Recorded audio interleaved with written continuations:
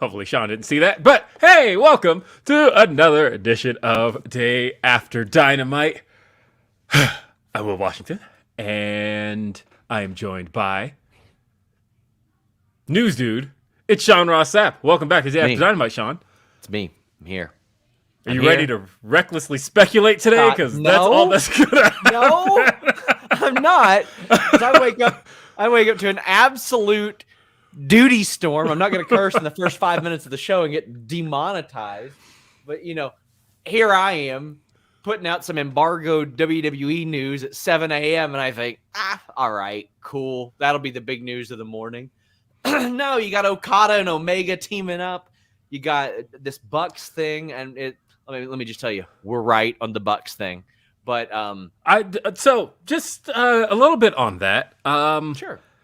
So you watch Being the Elite, of course.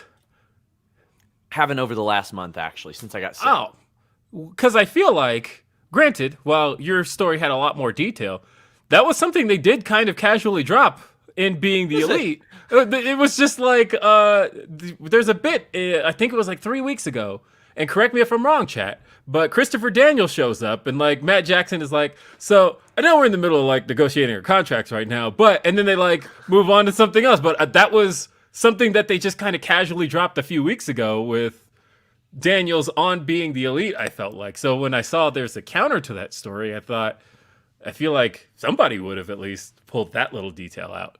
Well, I don't watch the product since I almost died. And I'm going to catch up on it. I just haven't had the time to. This weekend, actually, I'm hoping to catch up on Being the Elite.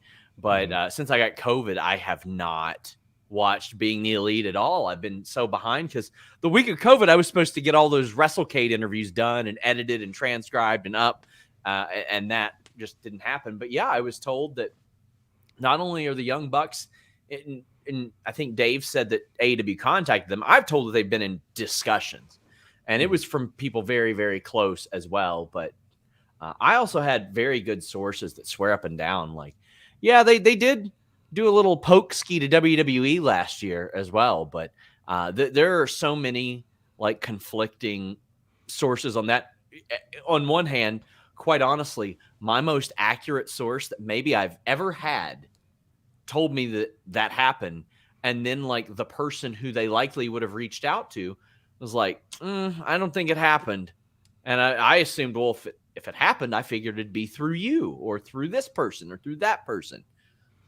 I guess we'll see. But also, get well soon to Rosario, who broke his leg. Yeah. So I saw that in person, of course, because I was there. It looks so much worse on Dark Elevation than it did watching it in person. Like I knew he got hurt. You could see the spot where, of course, he drops down and then Buddy just goes for the pin. And immediately that told me, okay, something went wrong there because Buddy was clearly supposed to do something. He wouldn't have just tagged in for a pin. And then, of course, when he's being taken to the back, he comes right by me and I can hear him in pain. But seeing it there, I'm just saying, if you're squeamish and you haven't seen Dark Elevation, maybe don't, because it's definitely a Sid level injury. And if you don't know what I'm talking about, just avoid. That's it. Yeah. That's all I'll say. Yeah, he's a great dude too. Has great. A bright future, but this is such a bummer. Such a bummer. And that was, of course, now because the chat's reminding me, they're saying I was right about that, because that was how they did the introduction of the Bucks stand-ins bit on Being the Elite, was where they said, hey, we're in the middle of renegotiating our contracts, but one of the things we want is stand-ins for the Young Bucks. That was it. That was the bit. So it is indeed true that did happen. That was just a casual thing they dropped. They wouldn't have said that for no reason. So just think about that. But either way, Day After Dynamite. Dynamite took place last night at the Climate Pledge Arena, Seattle, Washington, former home of the Seattle Supersonics. And great turnout, by the way. This was, I think, just 1,000 people short of the last time WWE was in that very arena, which I'm pretty sure was back in September. And yeah, great turnout there though. And by the way, want to let everybody know, super chats. Let's get that out of the way first before I get into the details. Send us your super chats. Send us your humper chats. Super chats help support what we do. Humper chats. Humperchats.com is the way to send us a humper chat. And you can send those pretty much anytime you want. Make sure you're kind of identifying what show they're for, which we actually got one that actually does. So I appreciate that because sometimes I'll read super chats or humper chats that came for other shows. Yeah.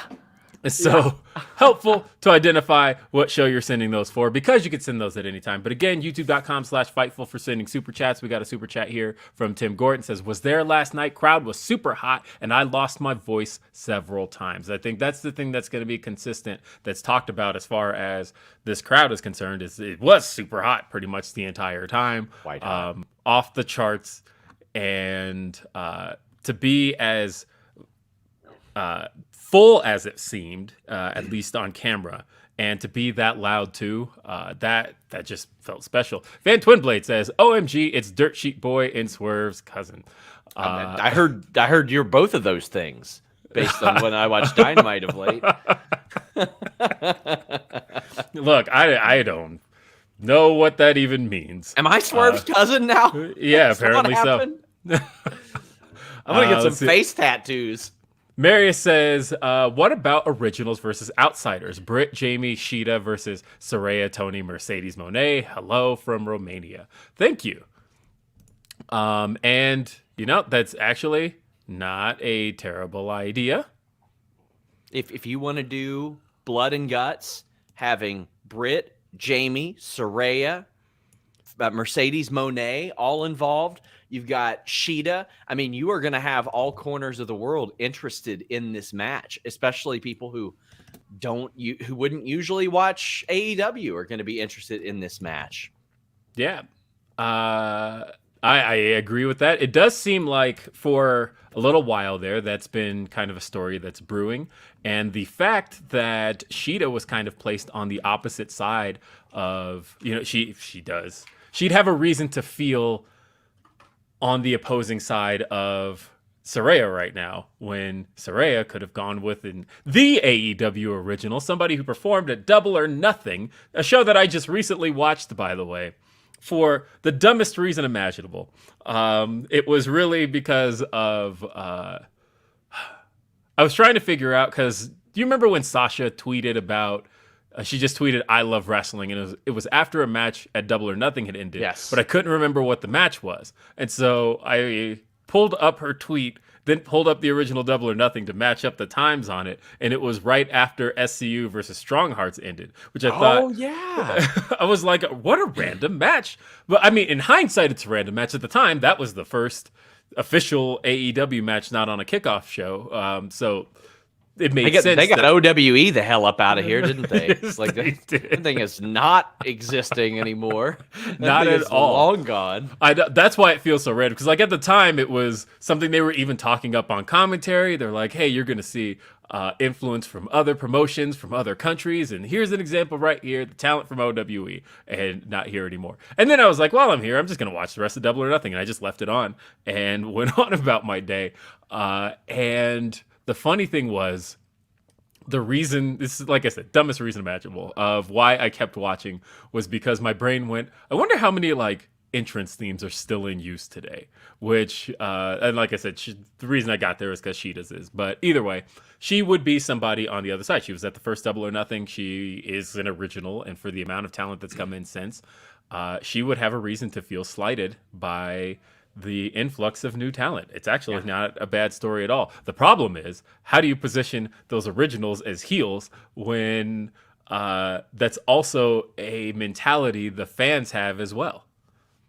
So one of the things I've liked most about AEW is the ability to choose your own adventure with stuff like that. Because you got people that will still do it. Moxley and Hangman, who's the heel? I'm sorry, man. If you need your hand held while watching a wrestling show, you maybe should watch a different wrestling show. Because one of the reasons that I wanted to watch AEW in the first place was because my intelligence was being insulted on Mondays and Fridays at that point, like heavily. Whenever anything made sense, I would be beat over the head with the fact that it made sense. Like, look what we're doing. It's logical for once. Now you can look at it and you can go, okay, well, whose side do I fall on here? Do I fall on Moxley's side, who's just doing his job, or do I fall on Hangman's side, who is rightfully embarrassed, pissed, etc.? You can do that with these women as well. You can say, well, I've already got an emotional investment in these women because I've watched them for years on this other show and know a lot about them. I've got an emotional investment in these women because they helped build this from the ground up. And we know what Britt Baker, whether you like her or not, has been through because we saw it all unfold in front of our faces. We saw Sheeta with a pandemic title reign where she didn't get to wrestle in front of anybody except for those same 12 dorks that live in Jacksonville. You know who you are. But I think that there are great ways that you can do that. And I don't think you need to have babyface heel. Let them express their own emotions and let people decide and get one of those cool double reactions. Oh, yeah. As long as people care, that's what's important. And I think you absolutely make them care. And oh man, it would be really cool to see like Rosa pop up and her and Britt just have to look at each other the whole time and work together and hate her. Oh, I mean, that kind of goes back to the idea of like Survivor Series teams with purpose, right? Where like they have to team up and you have reason behind wanting to get behind the team besides just the fact that, oh, they represent this, represent that. It's like, no, they represent this cause, and at the end of the day, who is better between the two? I actually do like that. I would love it if Jamie was like so fixated on winning this match that she's like, if our team wins, everybody's getting a title shot. Like, bring all of them. That's like, I think Survivor Series 04, for as horrible of a time period as that was, like the GM for a week stipulation, man, there are a few things I love more than a good Survivor Series or team match like that with gigantic stakes. And women's blood and guts would be a nice transition. Yeah, I agree. I also would like to see blood or guts where you choose. Let's see. Pablo says, for Dad, it says, great Dynamite to start the year. Swerve and AR Fox was a banger. Loved how they used the refs on this show. Rick Knox also refed Killshot versus Fox and Lucha Underground. Aubrey from Seattle got to be the hometown hero restarting the tag title match. Yeah, I mean, they gave Aubrey a moment. It felt like everybody from Seattle. It's weird that AEW actually not having so many of their stars in, like, not having Kenny, Bucks on vacation. You had,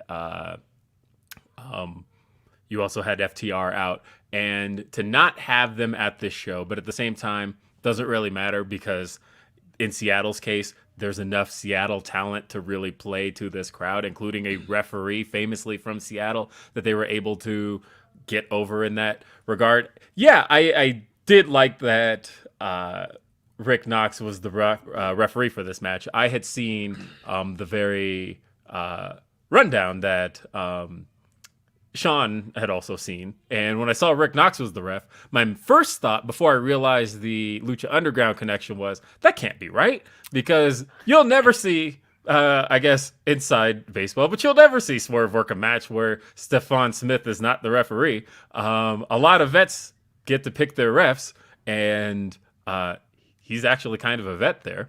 And that's his go-to ref. So when I saw a match without Stephon Smith, I thought, that's weird. And then immediately I thought of the imagery of Lucha Underground. I'm like, oh yeah, that's right. Rick Knox ref that match. It's actually a callback. Also, Stephon was absolutely being punished for missing that call earlier in the night. Yes. Reporting it here on Fightful's Day After Dynamite, Stephon Smith. They said he was inept. They said, you know what we do with refs who can't enforce the rules? We replace them with Rick Knox. No nonsense referee, Rick Knox. Rick Knox, you're out of here. You're out of here. He doesn't let anything go. Nope. Yeah, so that's actually a pretty cool callback. But yeah, so again, talking about Seattle really did come through, and the show also had its facelift, its much anticipated facelift. Everything was built up. It was new look, new year, new Dynamite, and same slight theme song. They gave us. Sorry, this killed me.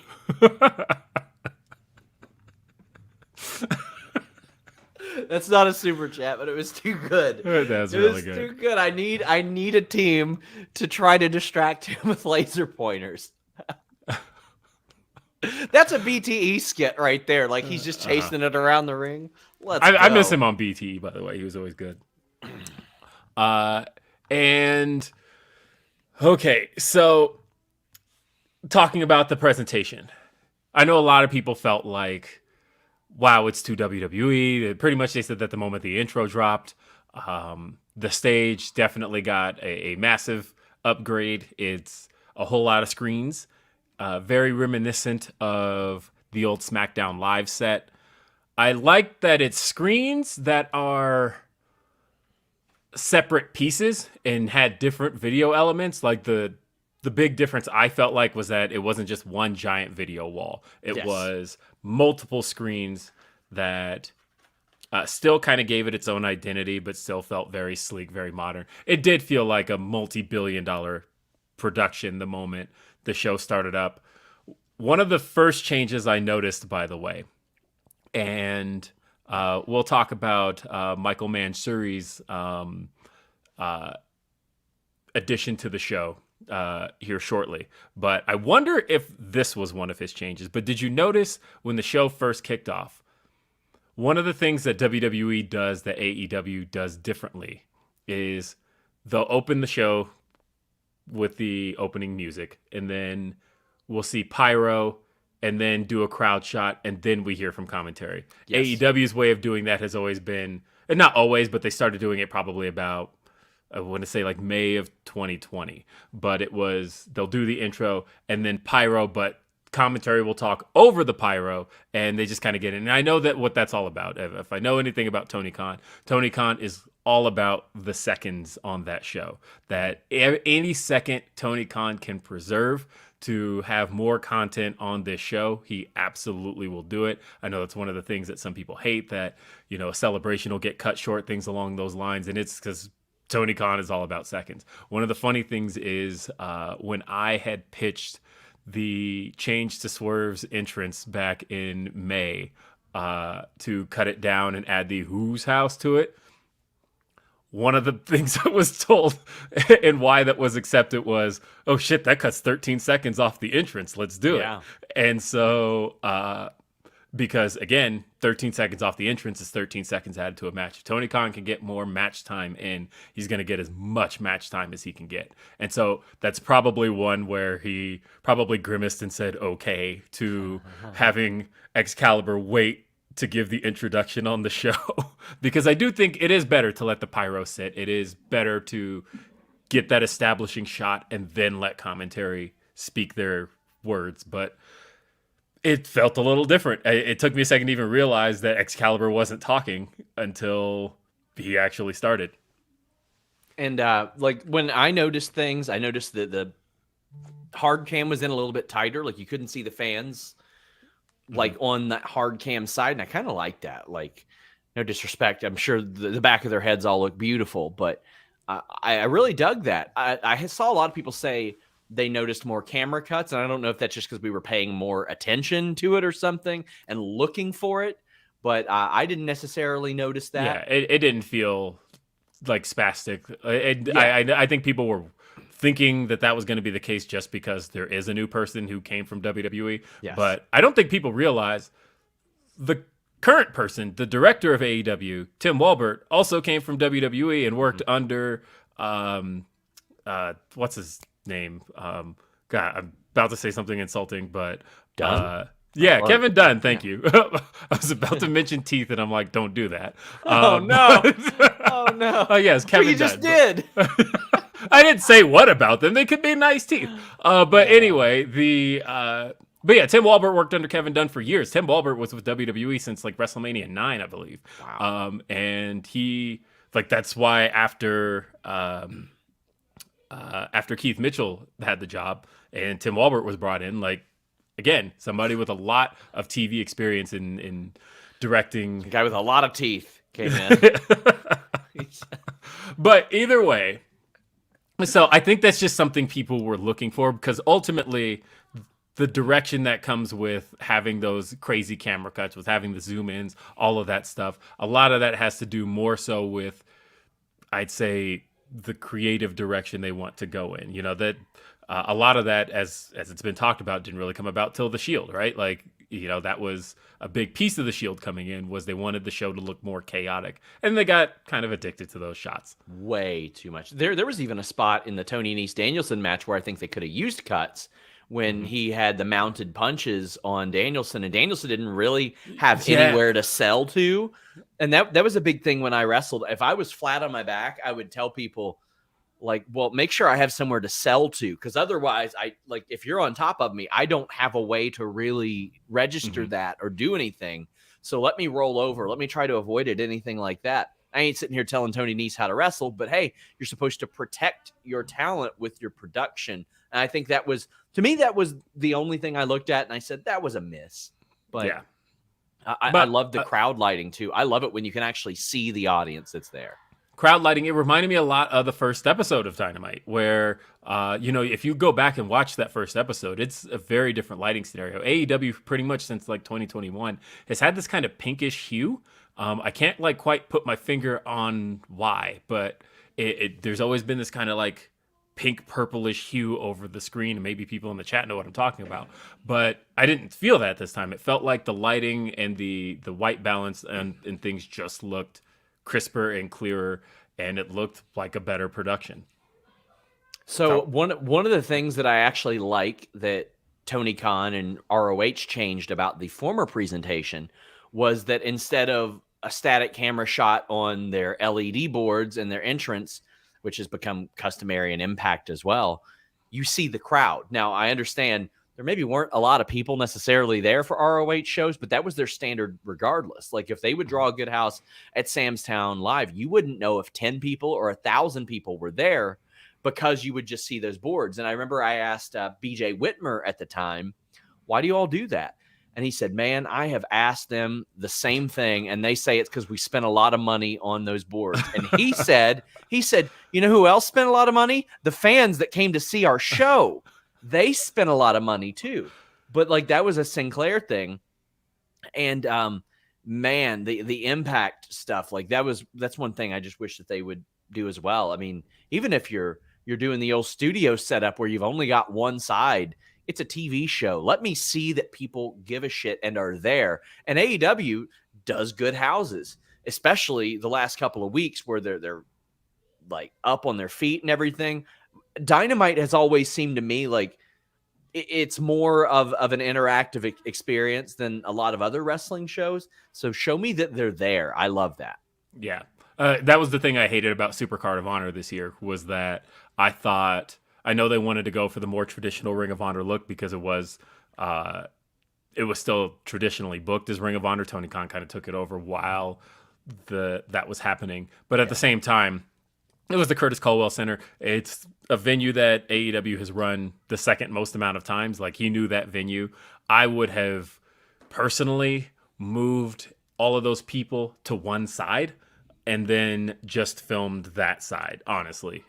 Because it was a hot atmosphere. There were so many people there. When I watched it back on TV, you can hear it, but you don't see it as much as you would have had you had that crowd in there. And our media seats were very bad, and it wasn't a them thing. So I just got up and walked. We did. Media seats were sit wherever the fuck you want. Yes, that's what they were. So I got up and left and went dead center and just sat there and watched it. And I was sitting there talking to AEW PR throughout the whole show.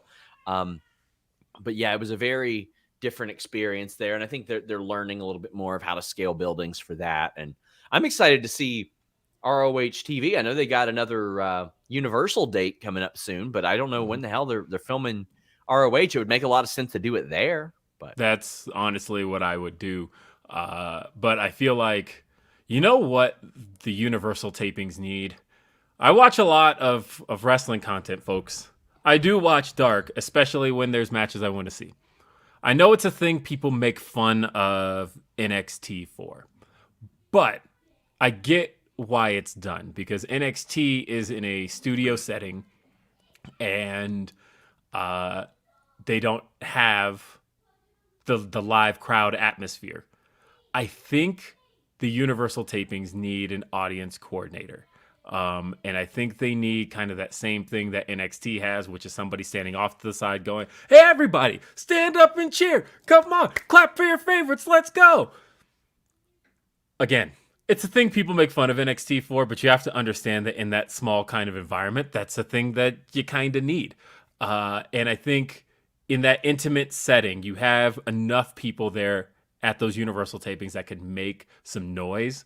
And I feel like they need people off to the side kind of encouraging it more like, hey, get up. I know you think you're just like in a room here. And so you think you just have to sit here and watch quietly, but don't do that. Like I honestly hire the guy from the old Impacts who used to spin the towels. Oh, yeah. Like just have him off to the side, just like spinning his towels and be like, hey, everybody stand up. Hey, we got more super chats. We got... Is that a direct quote? No, I don't know. Persephone says, Steve Muehlhausen reported that Mercedes has signed with AEW. Considering that you have backed him up in the past, do you think there's some truth to it? I don't recall him saying that she signed. Let me look and specifically what he said.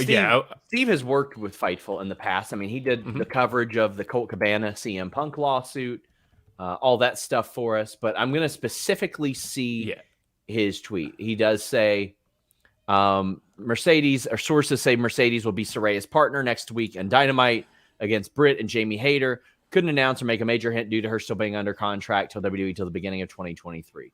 Now, I just want to say, like, I like Steve. I respect him. I did have someone very, very, very, very high up in AEW that's like, we have not been told this as of yet. And they're straight up saying that. And they even say, not saying it is, not saying it isn't, but we haven't been told. So I'd be shocked if anybody else had been told. There's an awful lot to unpack there about the Mercedes thing and who, what possibly could it be. Yeah, and I guess this is the point in the show to talk about that. Sure, yes, it is. Now, again, like I said, that's why I didn't want to put those words in Steve's mouth, because I saw somebody else put those there saying Steve said that she signed. People nothing do that in that to tweet us said, all the time. Yeah, all the time. Nothing in that tweet said she signed. The tweet said that she would be Saraya's partner, and I feel like that's an important distinction to make at this juncture. So, of course, God, I feel like I need a graphic. Mercedes Watch 2023. Come across the screen. Give me fancy graphics. If anybody out there wants to make that for us, please do. That would. You got some fancy graphics to make. What are you talking? I know. A bunch to make in a week. I know. That's why I'm like, I ain't got time for Mercedes Watch 2023. But if you want to make a Mercedes Watch 2023 graphic, I promise you I will use it. But here we are. Mercedes Watch 2023 continues. So, earlier today, or I guess more yesterday, depends on how late you're talking.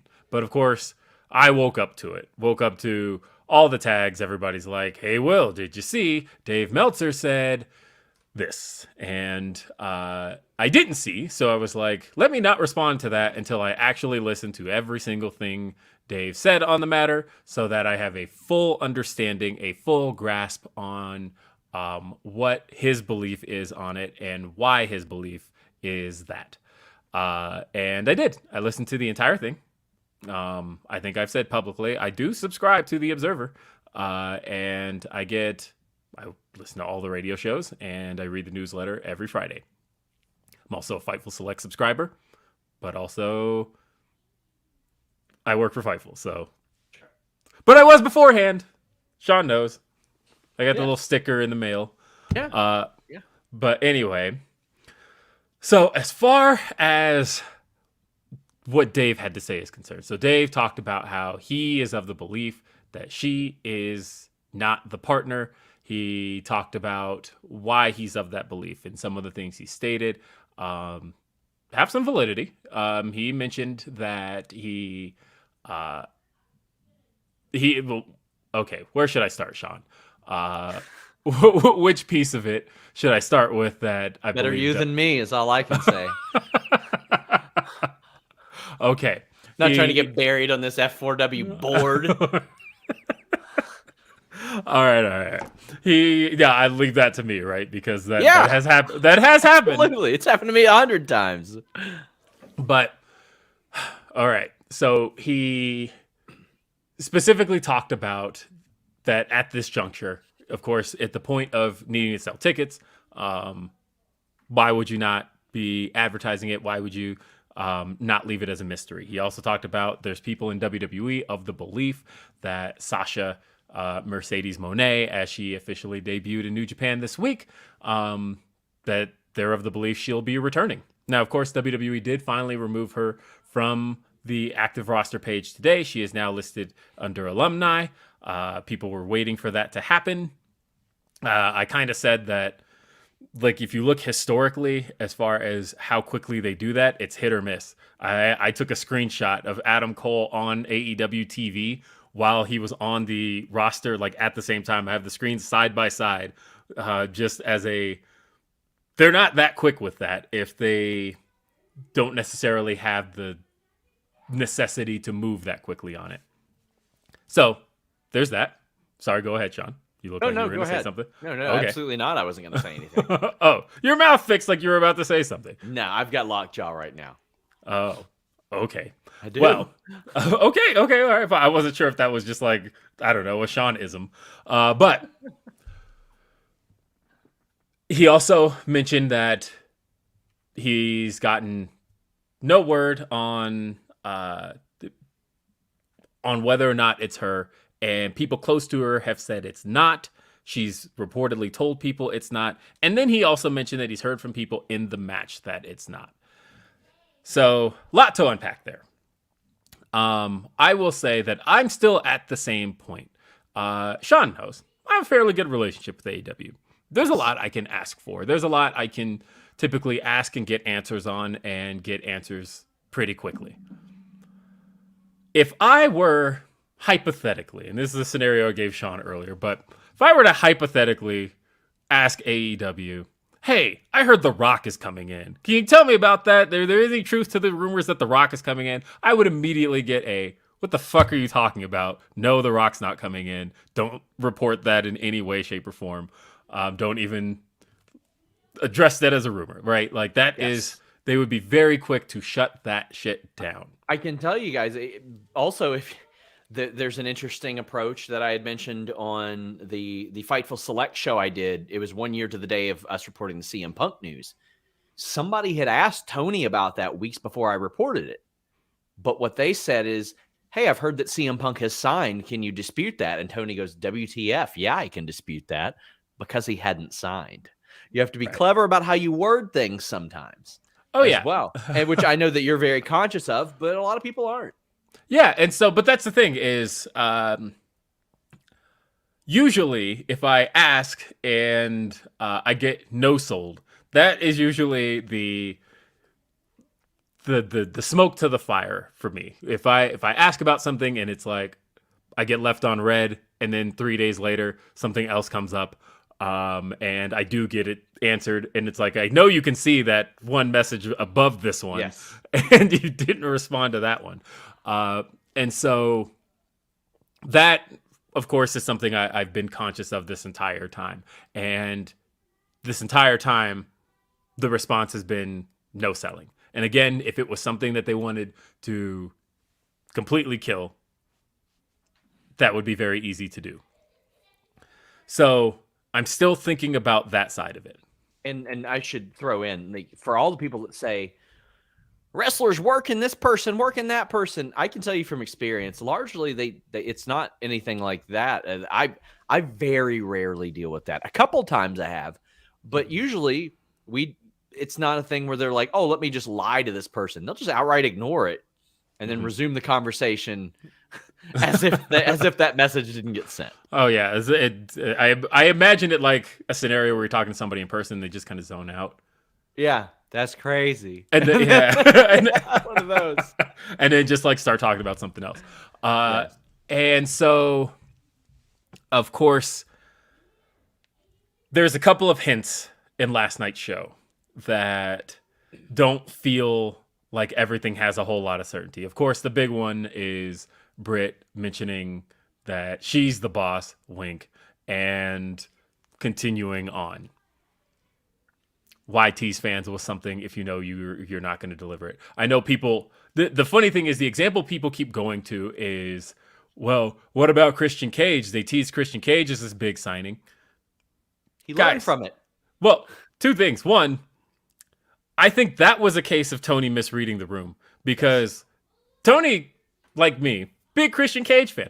I love Christian Cage. I think Christian's like, when I think about Christian, I think about his singles runs and I think of him as a big deal, of course. A lot of people didn't see him as a big deal. A lot of people see him as secondary to Edge.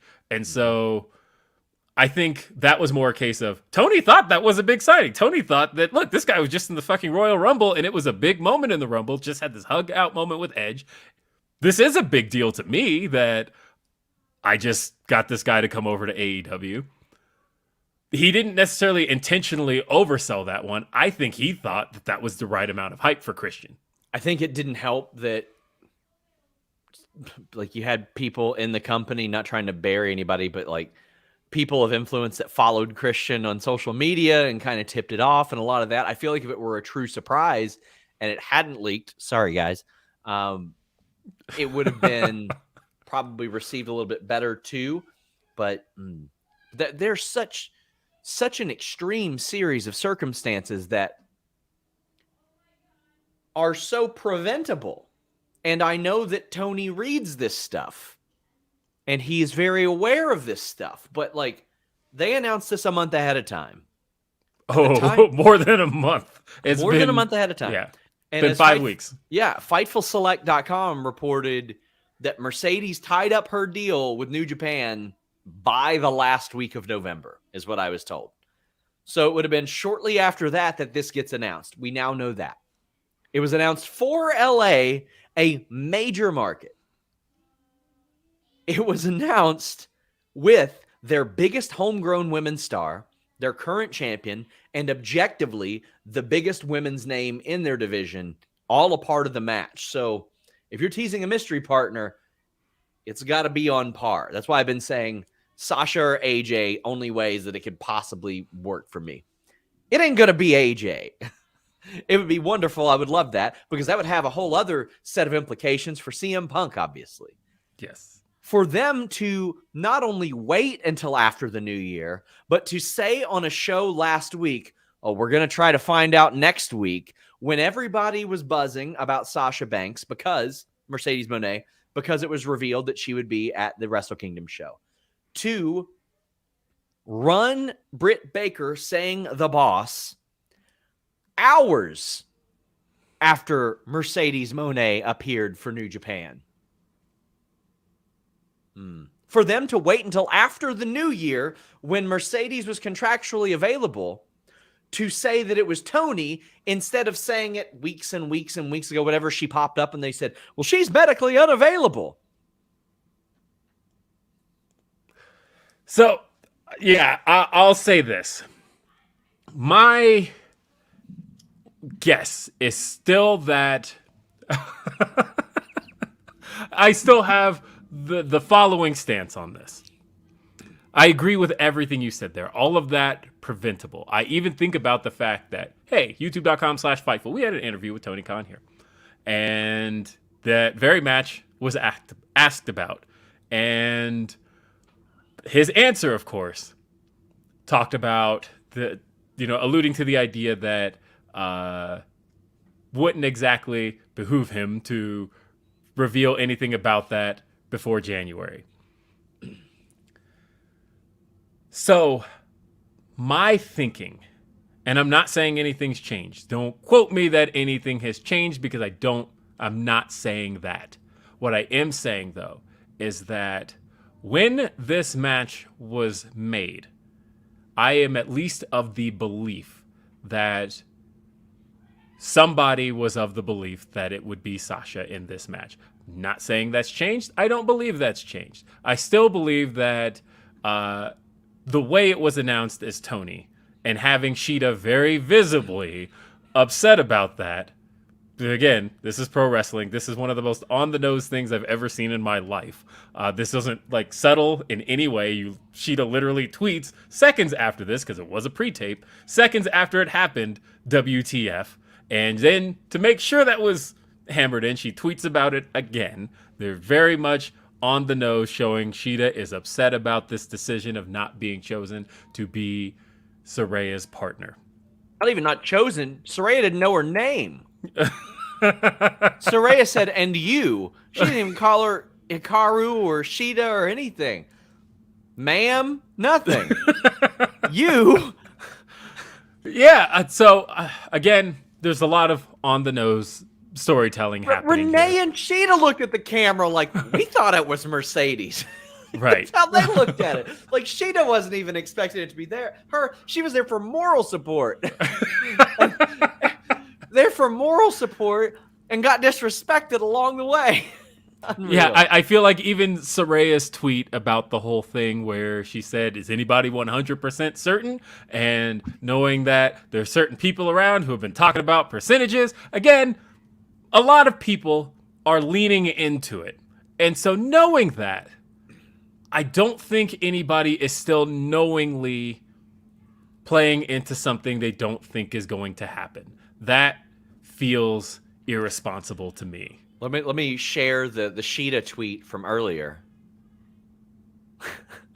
That's her current reaction to this situation.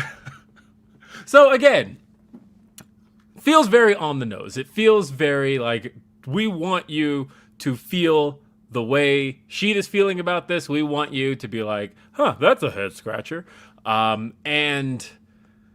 But Dynamite went off the air with Toni Storm still announced as the partner. I guess my only question is, at this stage, does Rampage go off the air with that? We don't know. And I think that would be the good thing. Instead of letting people fester and perhaps get a little pissy in their panties about it, you got a live Rampage Battle of the Belts where that can happen. I don't want to put too much out there, but I mean, you know what I know too. And it was heavily implied to me, if not outright told, ain't nobody in that match talking to anybody, especially in your line of work, buddy. One of those. I don't know. Yeah, I definitely know what you know in that regard. And that I find interesting. What I always tell people is, because everybody thinks this shit is so easy. They think it's so what on earth is Jeremy doing? He forget to turn his camera on before he jumped in. He did. Ultimately, what I tell people is we talk to Jeremy, what are you doing? That was Alex's avatar for his NXT bit that actually makes us quite a bit of money. Guys, I'm sitting between two of the greatest wrestling journalists of our time. Not a journalist. I straight up told Kip Wrestling Sabian journalist. because Kip Sabian tried to call me the same thing the other day, and I looked straight at him and I was like, nope.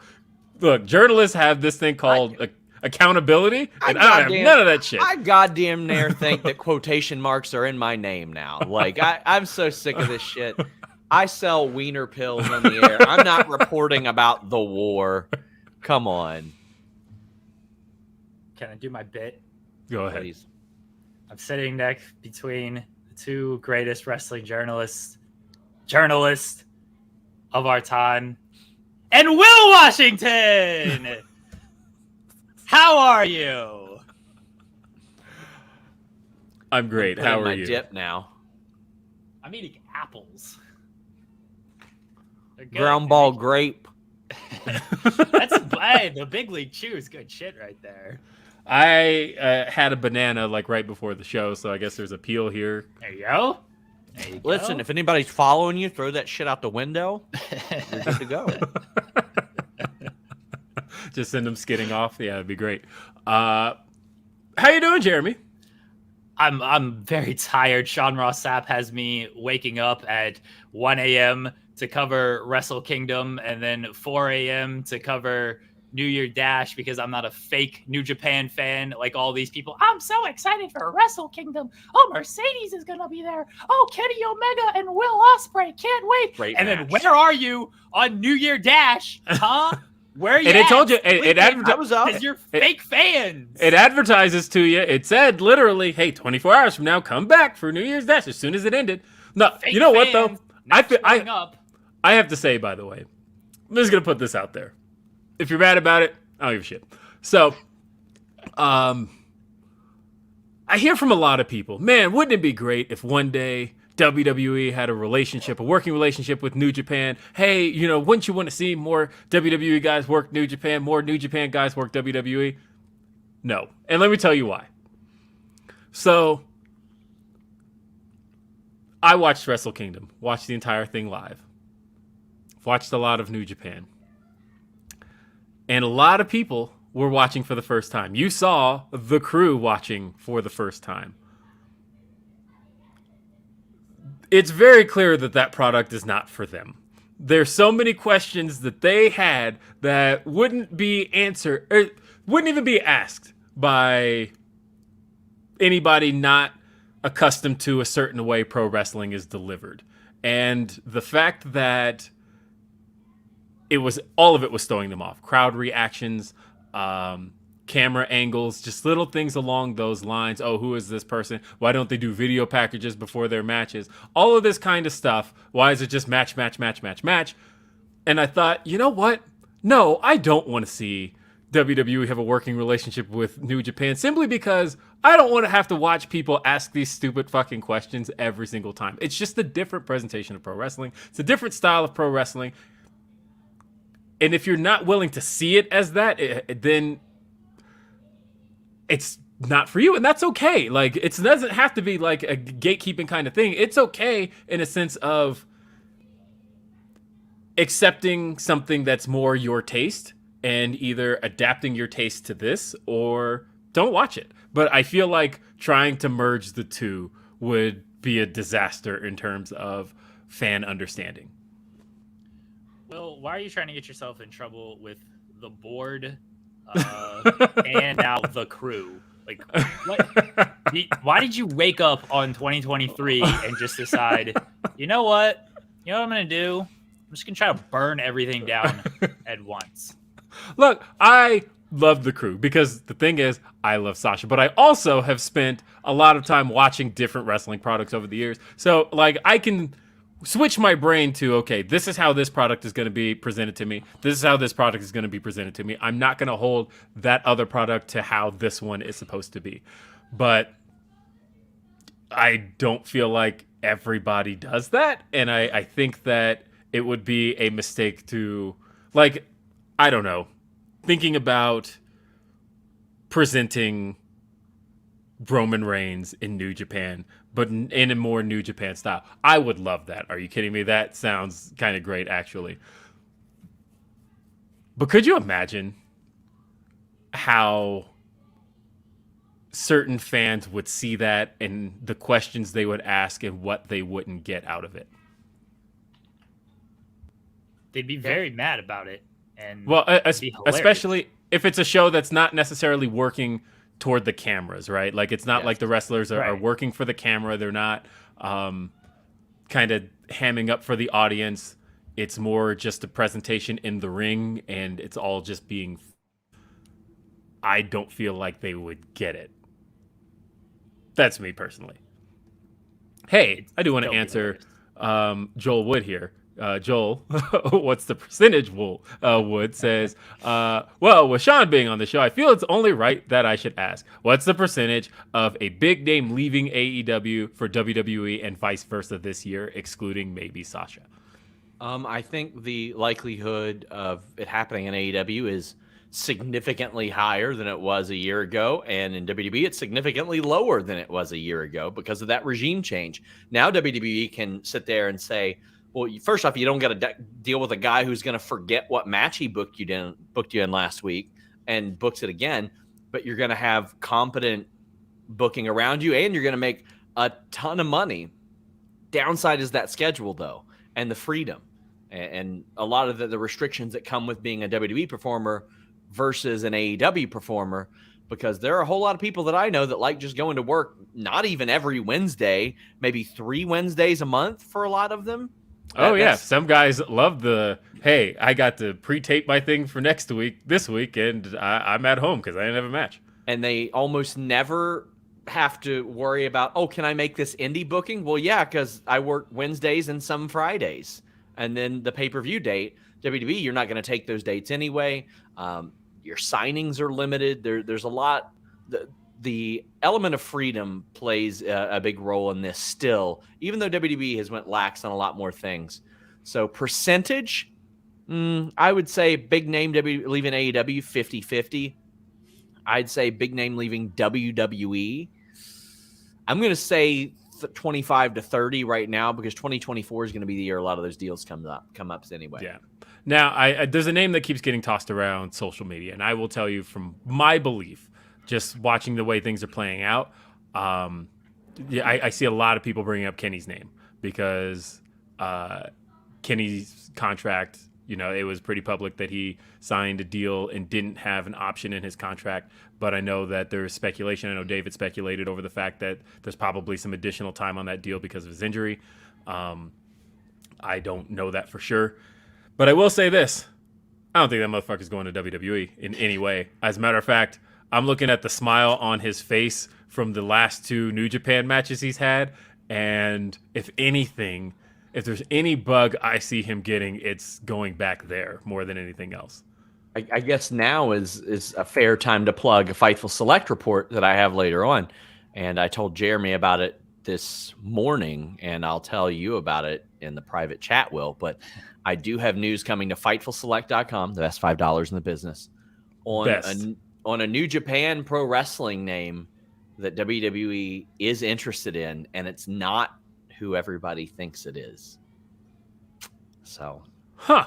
Oh, shit. And Yoshihashi, baby. You better type this in the private chat. All right, here we go. Or Yano. Oh, could you imagine Yano? Yano would be the move right there. That would and hold on, and I'll drop another name. Oh, I didn't know if he's doing this on air or the private chat. I know it's in the private. I've been chat. DM'd the scoop, so I can pre-read. Listen, I've gotta get those subscriptions, right? We were sitting at 11,000 when people were getting bitten. We're down to like 8,200 now. Donate your $5, guys. Not just here on Super Chats, Number Chats. Fightful Select. We're adding a Japanese wrestling podcast with Scott Edwards now. You get Ask Grapsody every 2 weeks. Including this week, by the way. Coming up here in an hour. Go. Yeah, you should probably talk about Dynamite or something. Yeah. We'll get there in a sec. I should maybe also post the Ask Grapsody thing on Fightful Select right now. I think Wilkins did. Oh, did he? Yeah. Wow, look at him. He's Rob been doing Wilkins my job does a lot stuff, man. lately. I mean, that's because I asked. But I was like, hey, Sean's on this show right now. Probably not doing anything. Or probably not going to do that. So let me ask. But yeah, that is great, man. I can't believe Okada. Sorry. I didn't mean to slip that out there. Right, you guys have fun talking about Dynamite. Select. I'm going to sleep. I'm going back to bed. I'm not working the rest of the day. Bye, everyone. All right, don't leak that Gato is going to WWE. Dude, it's Dick Togo. He's coming back, baby. Dick Yes, Kai he and is. Ty coming. You see, just 4 guys is Oh, the listen. greatest stable of all time. Just 4 guys. Triple H would love to Best. just book dick jokes Yeah, he would. nonstop on his show. He really would. Bye, everybody. Bye, Will Jeremy Washington. Lambert. Speaking of which, I get messages from people all the time. I see it in comments that say, hey, why do you say Jeremy Lambert when he says Jeremy Lambert? Which one is it? It's the Lambert. one he says. Oh, no, it's not. But as far as I'm concerned, he is Jeremy Lambert. I thought it was Lambier, like the basketball player. Oh, could be. Yeah. I don't know. I don't know. I think Stephen Colbert and then Lambert. It pops me every time. Whatever. Brent says, so the question I've had since yesterday, will Chris Cross be playing Mone to the ring next week? Well, one of them's dead, so R.I.P. they're definitely not going to be live playing. I'm talking about Chris Kelly specifically, not Chris Smith. And I know that because, I know the difference between my Chris's because I was obsessed with crisscross growing up. Anybody who's seen the picture of me with braids maybe doesn't know that that's where that comes from. Obsessed. Knew all the songs.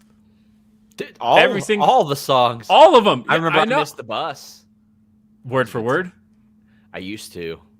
I was gonna say, I was up, he was up, but I laid back down, thinking I could chill till the time came around, but I did. He did, but a little too long, because when I woke up, the bus is gone. Anyway, it's a great video too. Did they ever have like their post-Hammer run, like when he went to Death Row and he had that completely underrated stuff that he did there, like Pumps and a Bump? Like Pumps and a Bump, yeah. Very good. I love Pumps and a Bump. When I watched the VH1 movie about him, they tried to make it seem like it was like some bad stuff. Hell no, it was great.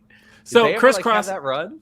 They had that album in '95, the Young, Rich, and Dangerous album, and that one had 2 singles on it. One of them, Tonight's the Night, and then it had Live and Die for Hip Hop. Oh, the Raw theme.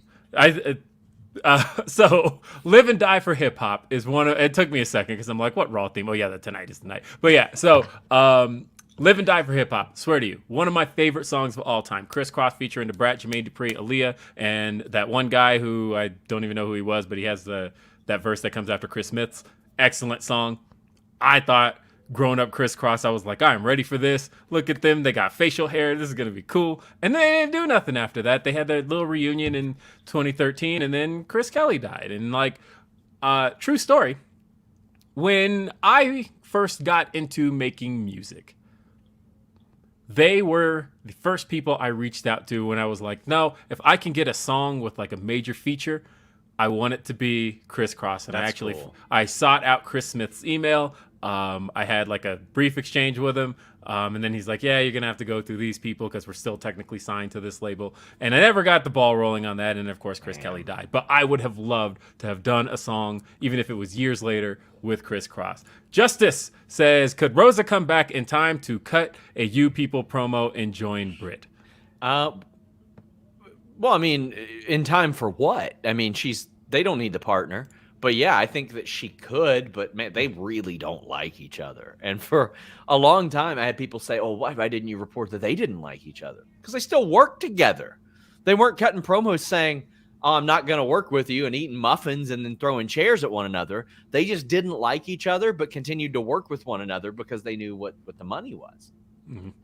Coffee with Collins says, hi, lost my voice last night. How do you both like the new set? Lighting better?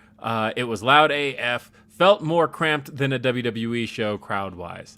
I mean, I love the set. I think the more money you pump into a product, the more high-end it looks. To me, the better. I know people are like, oh, I like the gritty look of AEW. And I did too. But because I'm not one person to feel like, look, WWE owns the rights on LED boards. Like it's what's on the LED boards that kind of matters. And I still feel like its identity was still very AEW. I love the look. And I love the look, one, just because it's nice. But like 3-4 months ago when I had our graphics team cook up our new AEW graphics, I didn't want black and gold anymore. I wanted just something a little different. And it ended up being the exact color scheme that AEW ended up using. So I was very happy with that because now it all looks like it goes together. So I'm very, very thrilled about that. I love the lighting. The crowd's been great because that's one of the benefits of starving a complete, like not just a market, the entire side of the country, besides Vegas, is that you're going to get really rabid crowds. Yeah. And Seattle had been itching to have that lineup. And the interesting thing was, I loved how the show, it almost like layered things in terms of everybody's proximity to Seattle. And that, like, yeah, Brian's, from Washington, but he's from Aberdeen, Washington. So he's like on the bottom. And then you have Swerve, who's from Tacoma, Washington. And then the guy from Seattle, Darby, gets the main event. He gets the victory. He gets the big celebration because he is Mr. Seattle as far as AEW is concerned. We have a Humper chat here. This one comes from Rerun. It says, I think these West Coast shows are going to be very loud. Darby winning was a nice surprise. AR Fox always impresses, hoping he stays in the top flight orbit for trios. I think that's supposed to be the case. And I talked on Grapsody this week about the fact that the match with AR Fox wasn't even supposed to happen. Swerve was supposed to get, he was supposed to have the match with Yuta, but because last week's Rampage was missing people, as reported on Fightful Select, that pretty much created this little domino effect where the pre-tape that Swerve and Yuta did was supposed to be a challenge for next week's Dynamite, and instead it turned into a challenge for, why don't I face you on Rampage? They got the main event of Rampage. Swerve got to kill it. But then you look at who could he possibly face? And I love that they collectively came up with the genius idea of, well, let's instead run back one of Swerve's biggest rivals from his pre-WWE career, and Killshot AR Fox, Dante Fox at the time, and they got to rerun that match in Seattle in front of Swerve's hometown. Swerve, of course, had a remix of his theme song. I wish somebody had asked me for the Whose House, Swerve's House. I could have given him a cleaner cut of that because they just cut it off of the version that I made. But I have it without the lead into the music. And then AR Fox had new theme music. He got to debut a new song by Josiah Williams. I thought that was great. This is not AEW related, but Wall Street Journal reported that Vince plans to return to WWE to pursue a sale of the company. So, I mean, like that. The thing is, that wouldn't be like him returning creatively. That'd be him trying to get rid of the damn company. Like, yeah. So, I mean, the reality of these situations are that there are people in WWE that don't want these specific things to happen, which is why this gets leaked to Wall Street Journal repeatedly, because Vince is like, I'm going to do this, I'm going to do that, or I'm not going to do this. And they're like, well, let's see about that. Oh, yeah. I mean, it's it is not a coincidence that the initial story that Vince wanted to return came out at the same time as new allegations.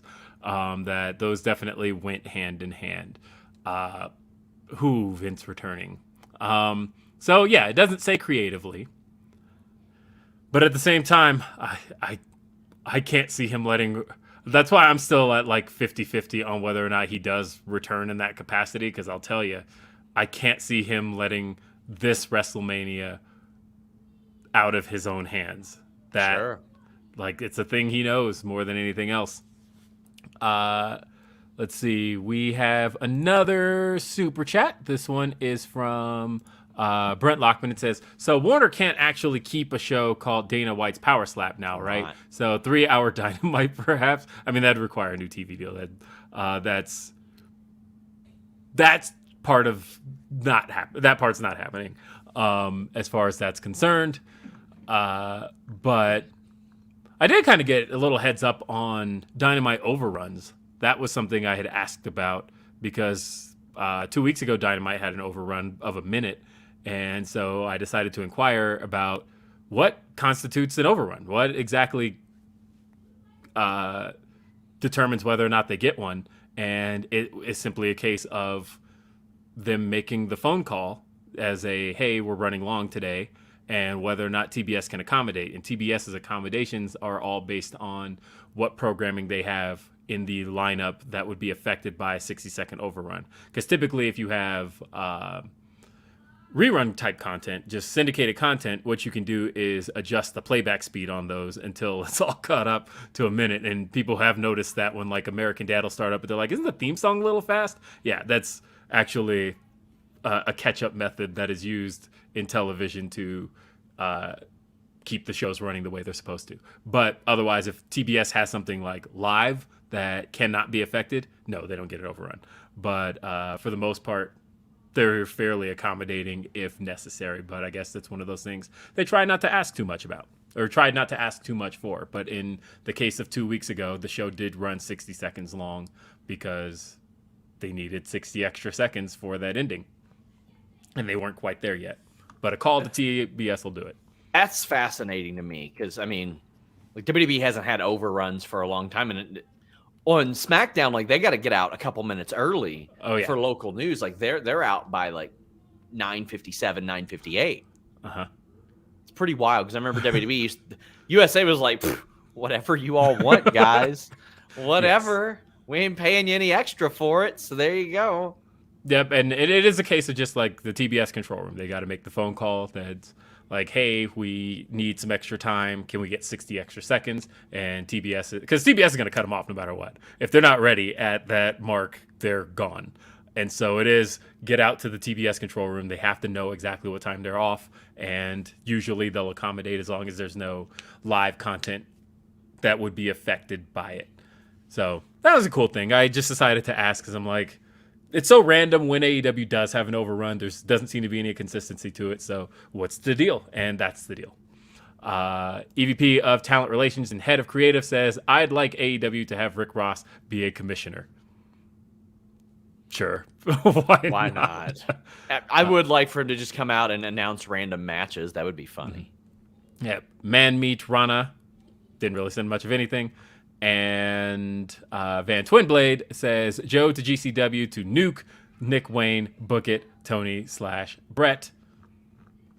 Joel says, WCW even had audience coordinators for WCW Saturday Night. They would hold up signs telling fans to cheer or boo. Like I said, it's not a bad idea for studio wrestling. I think if you're doing it in a studio, you have to have some kind of indicator, because I personally feel like if I'm in a room with people, I'm less likely to be loud than if I'm in a stadium. Like in a stadium, that you're conditioned to be loud, but in a studio, you're kind of conditioned to, okay, like we talk in normal room voices. We don't scream our heads off. So I feel like there needs to be somebody encouraging it. Coffee with Colin says, lots of Sasha fans joined New Japan and bought Wrestle Kingdom 17. Do you think those same casuals will still translate less than a week out with the Tony Shida angle? I mean, if for some reason it's given hope that it will be Mercedes again, then yeah, I think that we'll get some sort of crossover. I think we'll get some sort of a bump for that, but I really hope they get on this on Rampage or Battle of the Belts. NBA Mix Doc says, Will has spoken a lot about expectation management in the past few weeks. That is a term I've used a lot. I think that TK did way too little too late of that if it's not Mercedes. Agreed. This is the same thing Sean said. Sean talked about the fact that there are a lot of preventable things here that if it were Tony Storm, and it's not a knock on Tony Storm. I was a big fan of Tony Storm's title reign. I think Tony Storm's great, but I do think that if it was always going to be Tony Storm, look, AEW barely announces matches the week before, let alone a month in advance. If they knew it was going to be Tony Storm, I don't think it would have been back then. I don't think they would have announced the match. I don't think that would have been the case at all. And again, getting ahead of things and setting expectations. Something tells me we're still waiting here. That's just my gut feeling. And again, if I'm wrong, I will be the first to delete my Twitter account. No, I'm kidding. I will be the first to admit it. No, I would absolutely disappear from the internet. Like, hey, why did you listen to me? I don't know any fucking thing. No, I would be the first to admit it, but I just feel like something's up. I don't know what it is. And I've said straight up, I don't know. But my gut feeling, my percentage, the reason I said that percentage yesterday, I gave 100% because, God, man, like at this stage, it would be a colossal fuck up to do anything else. It'd be promotional malpractice. Yes. It would be something that from the moment it was announced, mystery partner, tons of people said it's got to be her or else it's wrong. The locker room was saying that. Not saying that they knew, but more like, oh shit, is this Sasha? Are we getting Sasha? I don't know. I think we're getting Sasha. Locker room's been saying it. A lot of people in the company feel it. Like, no, we don't know, but I talked to somebody Monday who said, man, would that be cool if she were here? That would do a lot for a lot of things around here. let's see. Joel also says, is it possible Tony and Mercedes just haven't agreed to terms yet? We've known Tony to take verbal commitments and not have the person sign until the day of the show. That's actually how things go most of the time. That CM Punk wasn't signed until the day of the first dance. Bryan Danielson said he didn't even meet Tony Khan until All Out.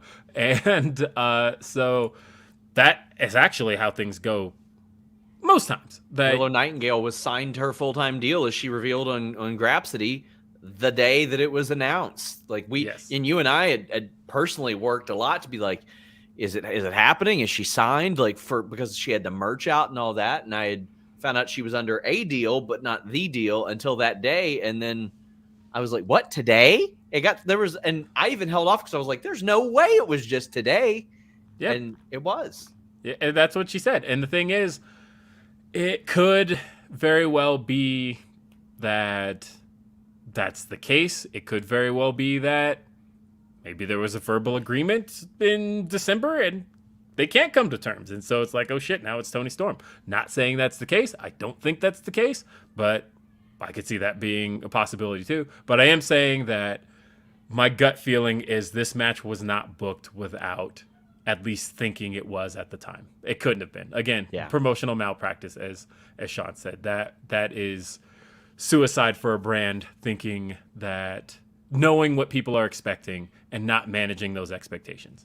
I think literally Tony Khan said in the interview that he's not in the business of doing that. And he's way too aware. There's no way that I could. There have been times where I've reached out about something and Tony wasn't aware. This can't be one of those things. Literally, if you open his trending tab on Twitter, probably has Sasha, Mercedes Moné, AEW, New Japan, and nothing else. Yep. Not a chance. Also, I wanted to go back to this. Somebody asked about the Dana White Power Slap League thing. I'm glad, first off, that they shit canned that, because imagine if that show, Dynamite, goes off the air with Mercedes Moné in one of the biggest women's wrestling moments in AEW history, and immediately goes to, here's a slap fight league from a guy who was videoed slapping his wife last week. Keep in mind, they won't let the Briscoes on their TV show. So if they would have let that go for what, some curiosity views, good job. Good job. Glad that they shit canned that, or at least it appears they did. Yes. And I will. That's the thing I wanted to tell my wife. God, she just came down here and she was like, "Didn't you have something you wanted to tell me?" And I was like, "God, I can't remember what it was." Yeah, it's that show got shit canned. I got to remember that. Right before she leaves me for 5 days. The next 5 days, she's not coming back till Monday. I'll be sitting at home by myself. WDB stock shot up after hours from $72 to $81 because, there's word of a sale now. So there you go. Wonder how my portfolio's looking now. I would offload that if I were you guys.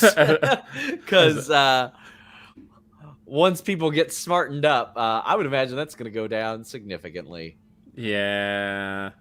Oh, man.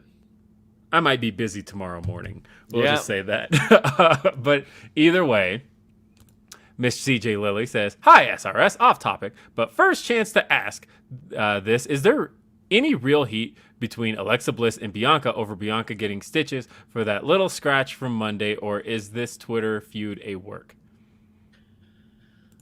No, I think it's probably all a work. Maybe there's a little bit of underlying meh type of thing there, but I don't think that they, they got to coexist in an active storyline right now. I think they're going to be fine. I think Alexa is better at navigating social media than people give her credit for, but I'm not. So I'm going to bury this person right here saying, LOL, they already announced someone and you guys are still saying malpractice. You cannot be this ridiculous. We outlined it all. Announced 5 weeks ahead of time. The week after her New Japan deal was sealed.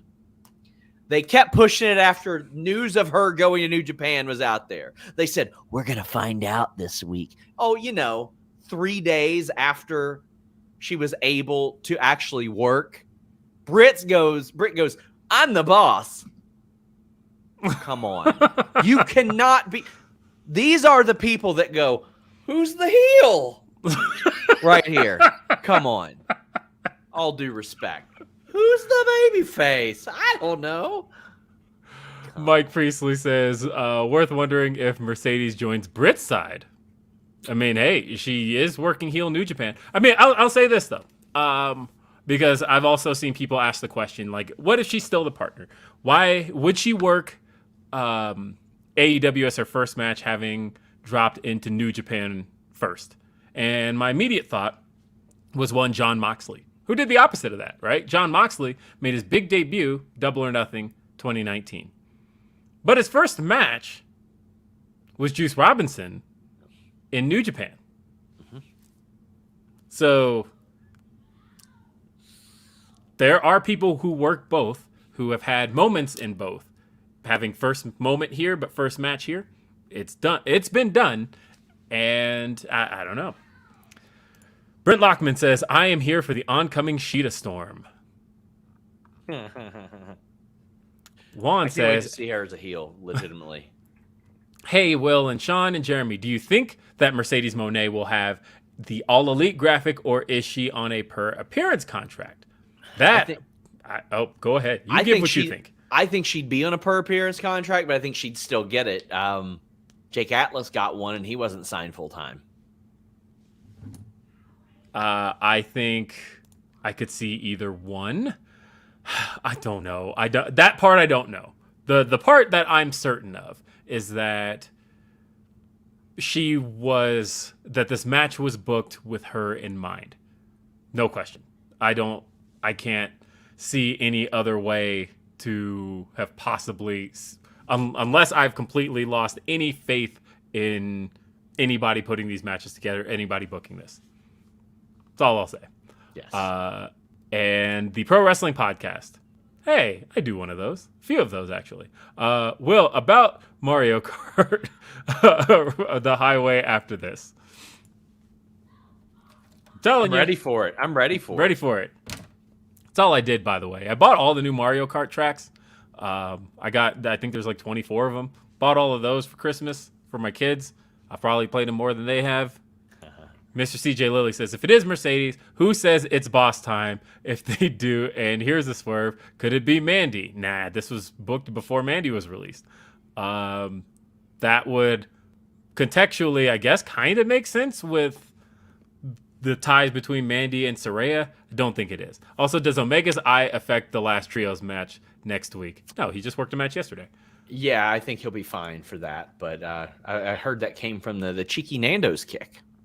Yeah. And again, Mr. CJ Lilly says, feel slightly gatekeeper like this, Will. You don't like the Bray stuff, but I'll never tell someone not to watch it, especially if you want the brand to grow. Again, not trying to be gatekeepy in that regard. More so, because again, yes, watch the product. But also, I think it is important to accept what the product is versus trying to watch it for what it's not. That's the important part. Watch whatever you want. And I believe more fans to anything is better. But I think trying to hold any product to the standards of another product you like, that's a mistake. And that's what I want to see less of. Yeah. Let's see, Jeremy is the GOAT from the Pro Wrestling Podcast. Let's see.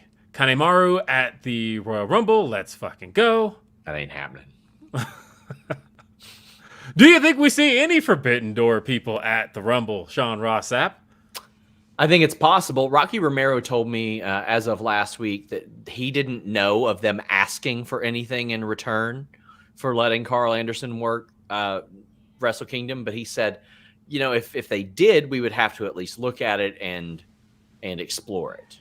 Right. And that was the thing I was pointing out, was that presentationally, Carl Anderson was not necessarily addressed as a WWE talent. Like, of course, it's going to be brought up on commentary because that's, like, if you've never heard New Japan commentary before, they don't give a fuck about, oh, the things only exist in this universe. Nah, they are just straight up like, look, the entire wrestling landscape exists, and we talk about the shit. But presentationally, There was no WWE on his graphic. He was definitely not there as a representative of WWE. The way you had Kenny Omega's graphics at AEW, FTR's graphics at AEW.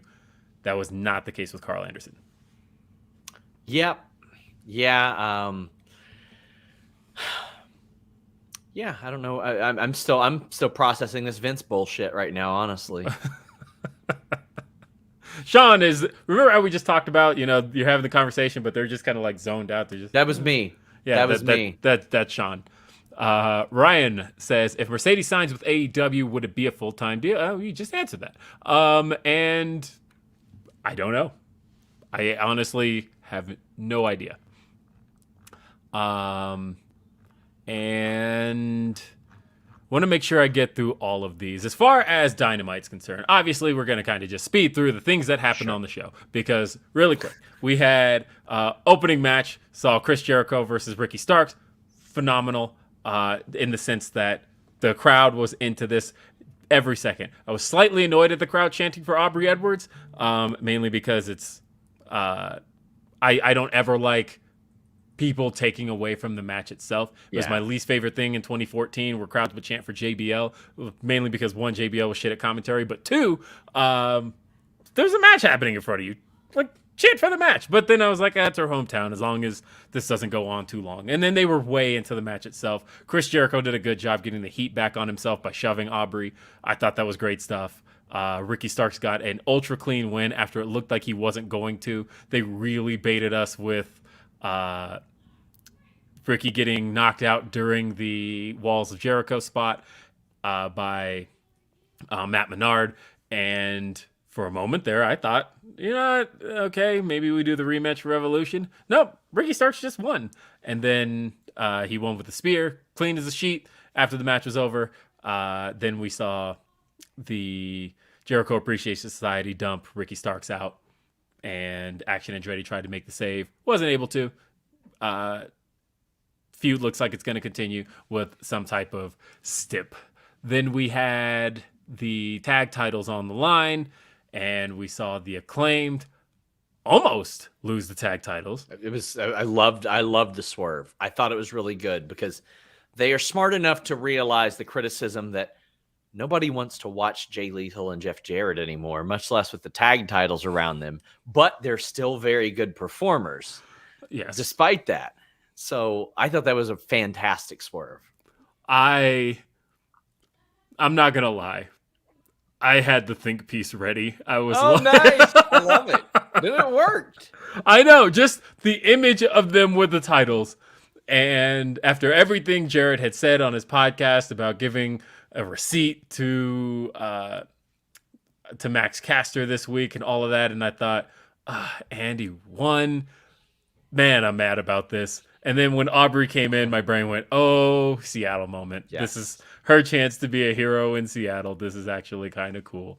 And the Acclaimed did retain, and we've got a rematch, no disqualification happening at Battle of the Belts this Friday.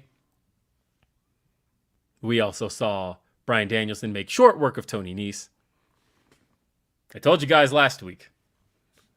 Remember when this match was announced and people were like, really, Bryan versus Tony Nese? How can this be? And I just posted the picture of CM Punk versus QT Marshall. And I said, remember when this match happened in front of the Chicago crowd? It was literally Dynamite's return to Chicago. CM Punk first time at Wintrust Arena. And they announced CM Punk versus QT Marshall. And people went, what? And I said, think about what the bigger story of that match was.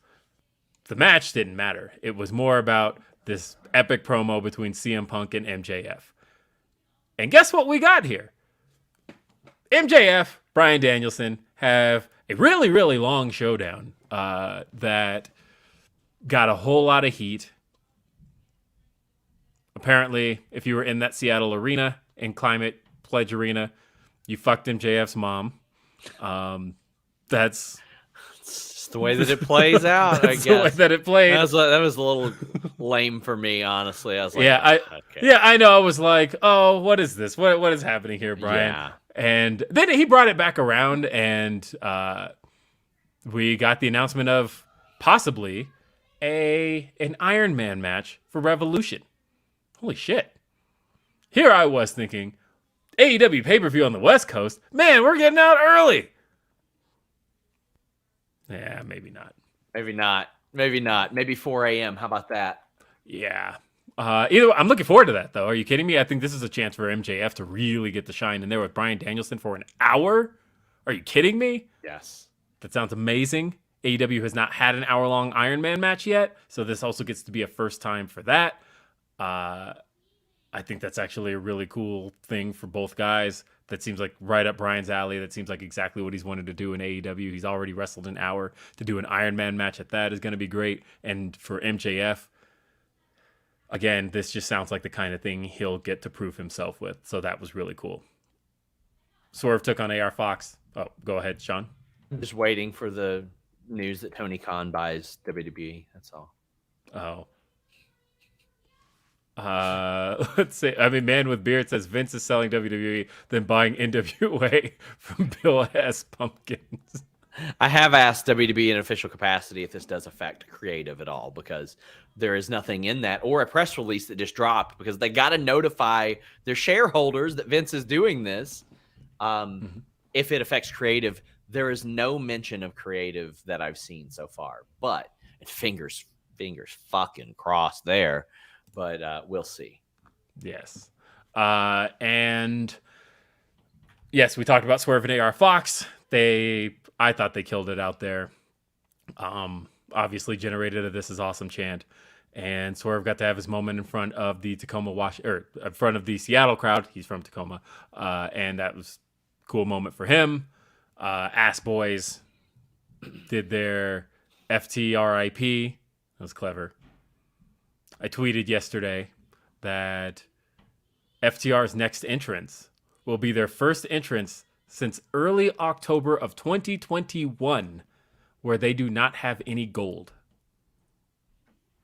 Okay. So somebody says WWE has an acceptable management team in place. I do not intend for my return to have any impact on their roles, duties, or responsibilities. So that is important to note from the Vince thing. Sorry, I know that's off topic, but that's okay. So wait, news. Is that an official Vince statement? I believe so. I think it's from the press release. Oh man. Yes. Yes. Yeah. Okay. No chance. Oh shit, man. This is something. All right. I will finish up with we saw the women's tag match that saw Sky Blue teaming with Kiera Hogan. She took on those two took on Red Velvet and Jade Cargill. Of course, Jade Cargill and Red Velvet not on the same page. Red Velvet, of course, walked out on Jade Cargill, but Jade Cargill, being Jade Cargill, still made short work of Kiera Hogan. And the feud continues. I actually think, gut feeling, I think Red's going to be the one to break the streak. I think they're like powering Jade. I think so. I think they're powering Jade to 50. And that's why she's got all these matches coming up. They just got her to 47 here. She's got a match on Friday. I think they're going to power her to 50 and then drop it. Oh, man.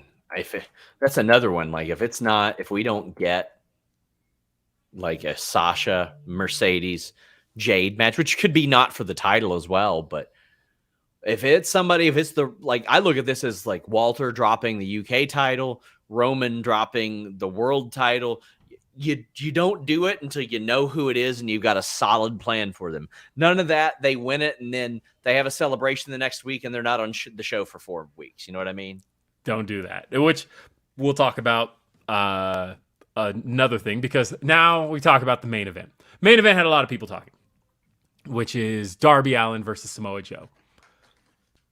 I'm shocked people were surprised by this, because I don't know why I was, but I was. I really was. Yeah. Man, you don't watch Day After Dynamite, because I said 4 weeks ago on this show that when Darby had the match with Samoa Joe for the TNT title, and I looked at how hot, I think that was in Austin, Texas, But when I looked at how hot that Austin, Texas crowd was for Darby and how cold Wardlow's run-in was, I went, if I were Tony, I'd be looking at pivoting to Darby here because it's very clear that there's juice in that and there's juice in people still wanting to see him be TNT champion. And there doesn't seem to be in Wardlow right now. And so last week I thought there was a chance Wardlow can win. When he didn't and the beatdown was happening, I immediately went, oh, Darby's coming out. It's got to be Darby. And sort of Darby runs out. And I looked at my watch, went, look, and they're in Seattle next week. I think Darby's taking the belt back. Like all of that just kind of spelled itself out. And sure enough, Darby got his moment. He was the Seattle guy. And I think being a day one AEW guy was the reason that they made sure that there was a true moment here. And Darby got to beat Samoa Joe.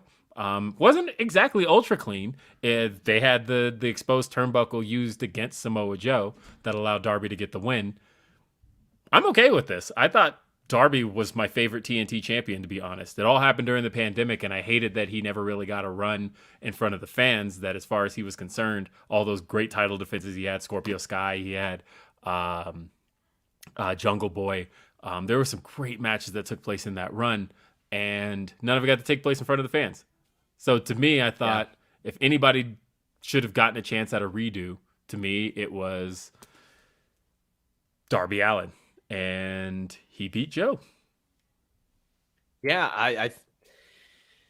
I don't know why I was surprised, especially considering it was the main event of this. I think maybe because I had been given some really, really good information that Wardlow, not only was Wardlow supposed to win the title, that Hobbs is no longer slated to win the title, because I was told that he was in line for a pretty significant push like that. And of course, as we know, plans change, but I don't know when the hell this plan was put in effect, because it makes an awful lot of sense that this was the main event. That's how they go off the air. I thought that was really good, especially with the pep talk that Sting gave to Darby and all that. But yeah, we got the confetti that I thought we were going to get last week. I honestly, like I said, I thought that I said 4 weeks ago on this show. I was like, if I were Tony, I'd be pivoting to Darby. Like, you can just hear the crowd reactions, and it feels like Darby being an original was somebody the fans still wanted. And so we're going to wrap this with talking about, Caden says, 2 days to my 20th birthday. Dynamite and Wrestle Kingdom were great early presents. Currently trying to book a flight to San Jose to see the GOAT. I mean, that's cool.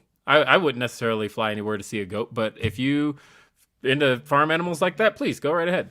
No, I'm just kidding. If you, I absolutely would as well. That's somebody I would go out of my way to see. And if you can go, Caden, go see the GOAT. Orion Ben says Rick Ross versus Hangman in the FCC match. Hide the kids. Didn't even talk about the Moxley and Hangman promo. They had a showdown that almost didn't go down because no one could hear it in the arena. Sounded great to the audience on TV, but no one in the building could hear it. Nobody in the building could hear it. Then we couldn't heir it after the second mic. What a mess. Yeah. Blame Mike Mansturi, I think. Yeah, it's his fault. They brought it around very quickly. Yes, they did. Let's see. Mr. Faze says, didn't Tony say we would hear about the weekly ROH show and New Japan involvement after January 4th Dynamite? I think he just said in January. I don't remember specifically when. Eric Brady says, is it Mone like her tweets in profile and half the merch, or is it Mone like the New Japan graphics say? Of course, he's got the accent on the E different ways. I don't know. I don't think anybody knows, because some are using an apostrophe. Her trademark uses an apostrophe. I think it is literally just a hold your E key down on your virtual keyboard and decide which one you want. How do I do it on the on my regular keyboard? Hold on. I just Google it and then copy and paste it from Google. That's what I did. It is Alt 0232.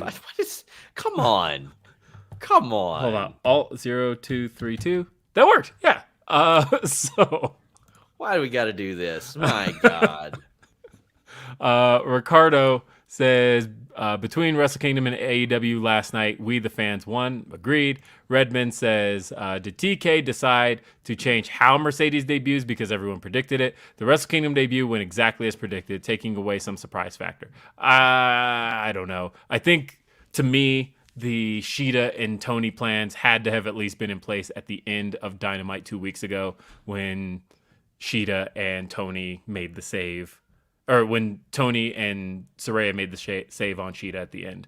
I feel like it had to have been in place then. Pro Wrestling Podcast says, that Mercedes girl looks a lot like Sasha Banks. I could see it. Ryan Sullivan says, I'm furious if I'm an investor in WWE. Vince is not needed for a sale and likely actively hurts one. Listen, if you are an active WWE investor, I mean, you're not in an uproar at this particular second, but right now, it looks like he's trying to force a sale. And right now, it looks like, keep in mind, he's a liar, that he wants to keep the current management in place and just force a sale, which, if you look at things and he wants to sell the company, well, I mean, that is his right to do that. But if you're a WWE investor right now, you just hope this doesn't affect rights fee negotiations where somebody says, well, we're only giving you this money if you get rid of the company type of thing. There's a lot of moving parts here. Yeah. EVP says, Britt clearly referencing Rick Ross. Mone is a CEO. Let's see. Chi-Town Spurs says, one regular day of pro wrestling is all I ask. Will never happen. Oh no, not these days. Eloquent says, shocked MJF didn't roast the Seahawks or Sonics. He did actually before the show to get himself heat. This is kind of a new MJF thing of before Dynamites now. He's actually roasting the crowd beforehand to really get himself TV heat, which is an old Chris Jericho tactic. Yeah. Chris Jericho used to do that during commercial breaks, during things along those lines. Chris would open... I remember specifically during a Monday Night Raw I was at in Denver, Jericho, it goes to commercial break. There was a little bit of cheering for Jericho. Jericho goes, huh? What's that? I hear that the Denver Broncos suck. Huh? And Kenneth Fareed sucks too. And he's like, yeah, and he's like, so everybody chant with me. Broncos suck. No, don't chant Jericho sucks. Chant Broncos suck. And the crowd chants Jericho suck. And they come back from commercial break, crowd's chanting Jericho sucks. And JR's like, oh, look at this crowd all over Chris Jericho. It's a great old tactic of getting the crowd to do what you need. But MJF absolutely did roast the Seahawks and the Sonics. They actually played the Super Bowl clip on the Tron just to make sure that was all hammered in and talked about losing the basketball team. Also, TBS is saying it will go ahead with Dana White's Slap League on January 18th. Woof. Woo. Oh, no. Woof. No. What a stupid decision. Again, they will not let the Briscoes on their show. They will not let them on their network. My God. Caden says, never mind, this news ruined my birthday. You don't even have to know what news he's talking about. He said in 2 days. 2 days. Oh, in 2 days? That's not your birthday yet. You've got 2 whole days for us to ruin your life. Hey, 1 second. Sean, talk for me. Yeah, I'll talk. I'll read some super chats and humper chats. Give me Sheeta Gun, Van Twin Blade says. Well, hell yeah, is what I say. Broadway Joe says, just from reading the press release, Vince isn't coming back to resume any of his old roles just to facilitate a sale. One of the biggest stories of all time dropped on a random Thursday. Well, it's not necessarily the biggest story yet. It could be. If a sale does happen, that is a monster story. I would imagine that the wheels do get in motion. If they want to sell, I would imagine this is the time to sell. This is a big opportunity for a media company, I think, to swoop in and be like, all right, we're going to get this maybe a little bit cheaper than what we thought we were going to get it too, because Vince is rolling back in. But we'll see. Eloquent says, hear me out. Trinity Fatu takes the TBS title. That'd be cool. I'd be in favor of that. A lot of people think she's headed back. She was not removed from the roster. She's still listed there. And Sasha Banks' profile is gone. Anime Utaku says, Jade to 49, make a big deal out of 50. She loses, and they accidentally set off the green and gold confetti anyway. That would actually be a great moment. I know there are certain AEW people who watch the show. That's one of those, like, steal that idea kind of things where... I would have the confetti go off. I'd have a banner fall that says congratulations on 50, but she doesn't have the belt. That would actually be really great. Eloquent says, can't wait until Nick Wayne joins AEW. Broadway Joe, just reading. Oh, you just read that. And let's see. Tatsu Mikey says, probably already been discussed, but what's the likelihood that Shida turns heel by attacking Tony and the replacement is Mercedes? If I were booking this and giving my gut feeling, I'd say 100%.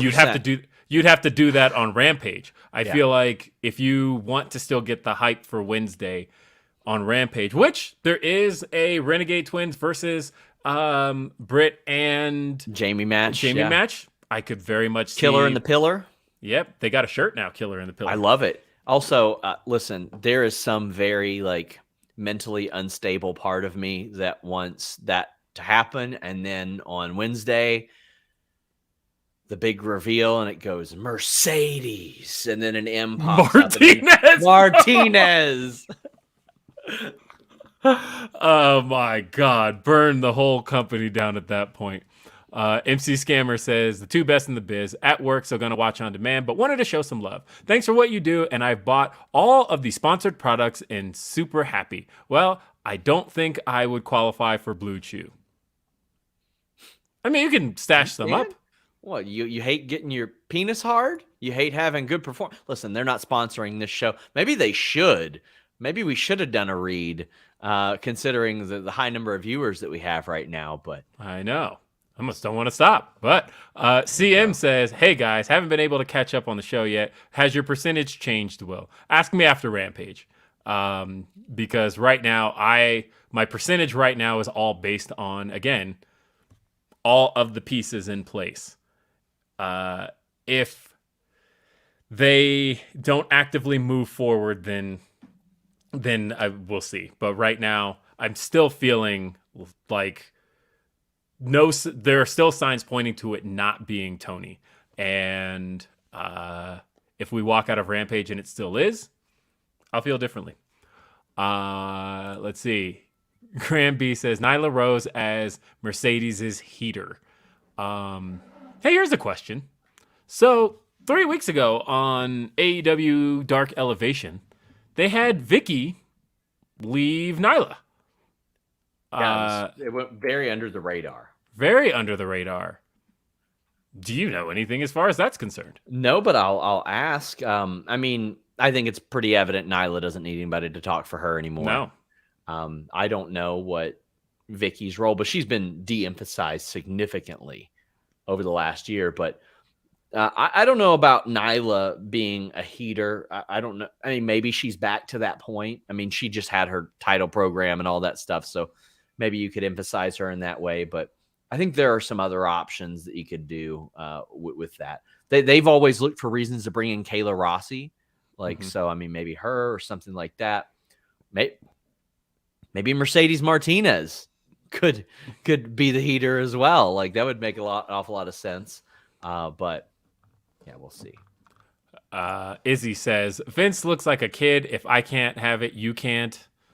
Orion Ben says, it's literally the Lethal Dose of Poison promo. I bet he wrote that promo word for word in his letter to the board. I'm going to kill it. Yeah. I'm going to kill my creation. Yep. It says Damar Hamlin is awake, according to some. Yes, that's a very good thing. How was it there, by the way? Sorry, I zoned out. That's crazy. What was it? Damar Hamlin. I was asking you. I wasn't there. Fortunately, I was not okay. there. I actually passed up tickets to that game because I thought it would be too cold in January in Cincinnati. It was 60 degrees. But great news right before we went on the air was that he woke up and communicated, Mhm. and his first question was, "Did we win?" Oh. He said, "Did we win?" And the doctor said, "At the game of life, yes, you did." I like to Yes. imagine that he just wrote it back down. But what about the football game? And we're all just like, about that. You got $7.5 million for your foundation, though. This is fantastic news. Yeah. I will say, like, I go to a lot of Cincinnati sports stuff, and we're talking like October was the Tua injury, which is very scary. Right. That same month was the Hangman injury, very scary. And now this also happening. Like, it's been along that river, man. It's been pretty rough lately. Unfortunately, a man did not lose his life on that night, and it's just very, very glad he's improving. Pro Wrestling Podcast says Mercedes Benz. This AEW is brought to you by Mercedes-Benz, the best or nothing. Let's see. Baseonomics says, Sean, wait, what is your sweater? What is your favorite Pokemon? Love you. Timberland sweater. My favorite Pokemon is Meowth. I would stubbornly not evolve Meowth just because I liked him so much. Team Rocket. I have to tell you, I've actually been... so my son's been educating me on the world of Pokemon because I was into the first 150, like Same. most people my age. And then after that, Pokemon was just never really my thing, right? So anyway, my son got these chapter books that we've been reading, and I feel like a kid that is coming across words I can't pronounce. And then I'm getting corrected by my son who's like, oh, that's this Pokemon. And then so it's funny reading Pokemon chapter books because the dialogue of Pokemon is literally just their name. But if I don't read it in the correct tone, I get corrected by an 8-year-old. And so... Did you watch Detective Pikachu? Yes, that was good. Yeah, good. Very good. Very, very good. I think, honestly, the last 3 years of video game movies, between Pokemon and the Sonic movies, great shit. Meet Normus says, Happy New Year, the year of Mob Boss Sheeta. I think she turns tomorrow night, beats the brakes off of Tony to open the door for Mercedes. It's the thing we just talked about. And ShotKid29 sent us 2 super chats or humper chats. This one is... I like Dave, but my one criticism is he can sometimes speak like his opinion is fact. To me, the fact Brian and Dave are also split on Mercedes speaks volumes as well. And ShotKid29 also says in this, Vince legit went, if I can't have it, no one can. Yeah. I mean, I could understand a man in his position being like, I do want to participate in these rights fee deals, but being like, well, I'm going to turn them all down if I'm not, then no. No. Sean Ross Sapp, the big draw. Look at this guy bringing the numbers to Day After Dynamite. I love it. You do pretty good on your own, but I appreciate everybody showing up. Caden says, no Kenny winning the U.S. title reference. Weird. You're weird, Caden. Well, as I said at the end of Raw post-show, in case you didn't see it, I'm going to repeat this again. So you might be thinking, man, love Sean Ross Sapp, love Will Washington. But man, wouldn't it be great if Denise Salcedo was here? Well, folks, look, I said the same exact line, except I said, wouldn't it be great if Sean Ross Sapp is here? All right. So again, we're going to bring this back around, and then you're going to repeat the same read on Monday, but then you're going to say Will Washington. That's how this goes. But anyway, if you're looking at the two of us and go, wouldn't it be great if Denise Salcedo was here? Well, you're in luck, folks, because next Thursday, 8 p.m. Eastern, 5 p.m. Pacific, right here, youtube.com/Fightful, it is the first annual Fightful Awards presentation show. We are going to be announcing the winners of all of the categories that you, the Fightful Select subscribers, assuming you're subscribed to Fightful Select, have voted on. We have our winners. We've got awards. We've got even some acceptance speeches. This is going to be a dope time. I'm going to be there. Sean's going to be there. Denise is going to be there. You're going to be there. Next Thursday. So excited. Yes. We're going to have some 12th. acceptance speeches from some of the winners as well. I just said that. Yeah, I know. But I'm very excited about it. Oh, and I didn't think we'd have them in time, but guess what? I do have ratings. The show did a 864. That is right in line with last week, but still not great. Number 4 on cable, 0.26 rating. Somebody said that we missed their super chat. He says, well, how feel disrespected to Sheeta's fellow Sheeta fan? Oh, thank you, Zero Prime. There you go. Yeah, no, are you kidding me? There's no disrespect to Sheeta. You're late for Ask Grapsody, Will. What are you Sheeta doing? gang all day here. That's right, folks. Jump on over and join us. Man, another one. Broadway Joe. Okay, I got to cut him off right here. All right. Sean, is there any possibility of WWE selling to, say, a Disney who puts the library on Disney Plus and stops the live events? Would Vince be willing to kill WWE? No, because there's too much value in the live content. They would not do that. They would just buy it and say, hey, guys, keep running it exactly as you do, hands off, and we will put this on whatever thing that we can. I mean, they got what, ESPN, ESPN2, ABC. They got a whole lot of stuff on Disney. So there'd be a home for it. There's no need to do that. Plus, they wouldn't sell just the library because there's a lot more money in selling what actively runs.